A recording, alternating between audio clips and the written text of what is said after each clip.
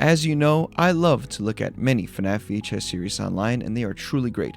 But recently I came across another series that I wanted to go over. It's the Maintenance Archives, a Fnaf VHS series created by a YouTube channel named Buzzare. Like always, all original videos will be found in the description. I'll only be going over Volume 1, but maybe in the future, I'll go over Volume 2. Overall, this is a really good series, and I'm excited to share it with you. Anyway, let's go show some love to Buzzare. There's some really good stuff on there, and without wasting any more time or power, let's begin.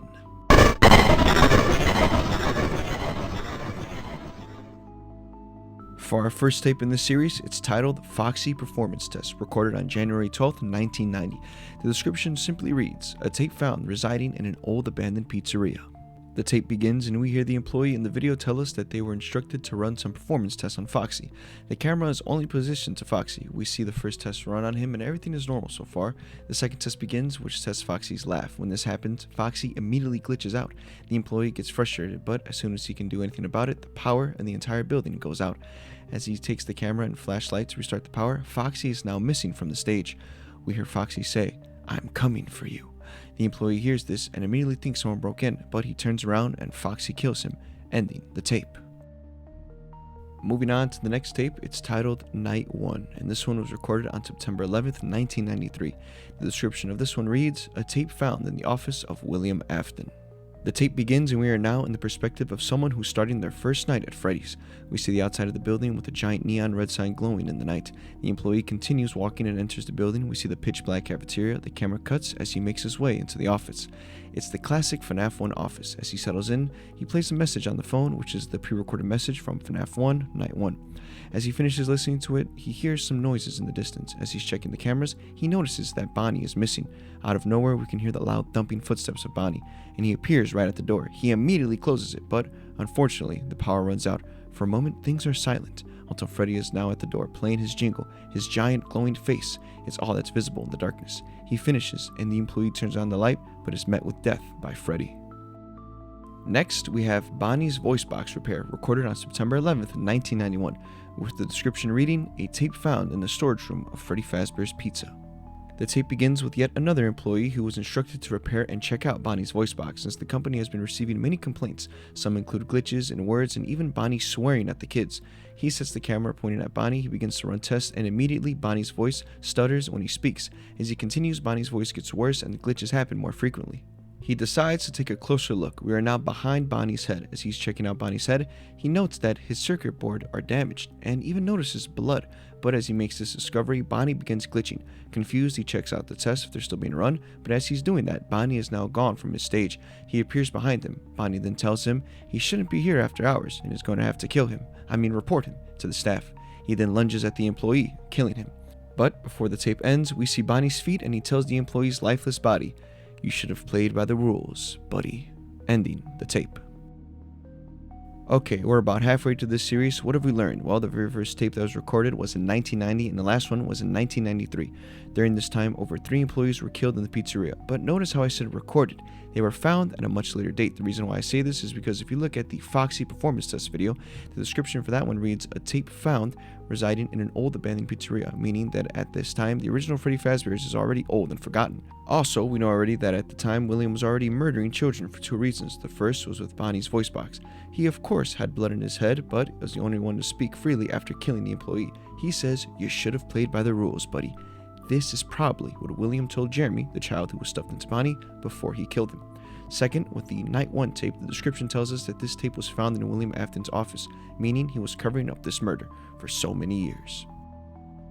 Next, we have a tape titled Distracted, recorded on August 6th, 1998. The description for this one reads, a tape found in the rubble of Fazbear's Fright. We begin to an employee named Jonathan who receives a call from his boss during his first nightly shift. He tells him he called him to check up on him and to make sure he wasn't getting into any mischief. Jonathan responds with some attitude, and it's kind of funny, but the boss informs Jonathan that they found something. He elaborates and tells him that, in his words, an old torn-up Bonnie animatronic in a boarded-up storage closet. He describes how scary it looks and how bad it smells, and to stay away from it. As the two continue to talk, Jonathan flips through the cameras and notices something move on one of the cams. He tells his boss it was probably nothing. The two then have a talk about the ventilation system and how old the building is. What I find funny here is how self-aware Jonathan is about everything. The two are interrupted as Jonathan hears something in the distance. He hangs up and goes to check it out. As he's walking through the attraction, we see Freddy's old withered body, but when he reaches a long dark hallway and turns on his light for a brief second, you can see Springtrap peeking and quickly going back into one of the rooms. Jonathan doesn't notice this. He keeps walking and eventually reaches another hallway, but when he reaches the end, he is snatched up by Springtrap, who tells him that he's not going to hurt him, but that he's going to kill him. While he's talking, he starts coughing, but shortly after, he kills Jonathan. But before the tape ends, he gives insults to Jonathan one more time as he leaves his lifeless body on the floor. With this, it ends the tape. Moving on to the penultimate video of this series titled New Hire, recorded on June 16th, 1998. The description in this one reads, a tape found laying on the ground outside Fazbear Frights.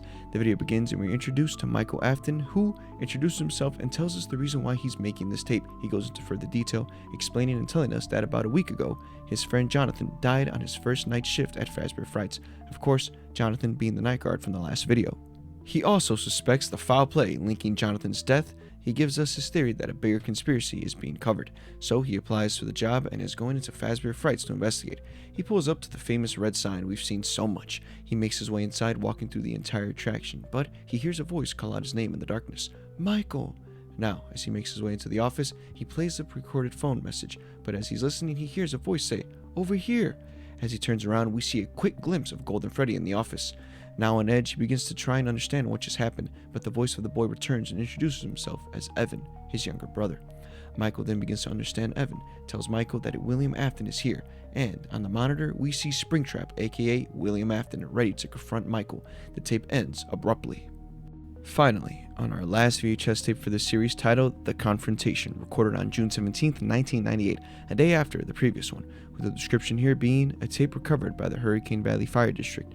It was handed over to the FBI for further investigation, and the case has still been yet to be solved. The tape begins and we are now back in Michael's house. We listened in on a phone call between Michael and an employee.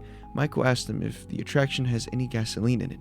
The tape cuts to him driving to Fazbear's Frights. He pulls up to the parking lot and immediately goes into the office. He looks for William on the cameras. Once he finds him, he goes to confront his father. He gets a quick jump scare from Golden Freddy, and shortly after, Phantom Foxy. He continues to run and eventually reaches Springtrap, who was waiting for him. The two talk for a bit, with Michael hurling insults at William and William doing the same. Michael then tells William that he's going to burn the whole building and everything in it. William, annoyed and full of hate, tells Michael he's going to kill him. Michael laughs, then starts a fire. William screams, the camera cuts and glitches, and we see Michael running to the exit.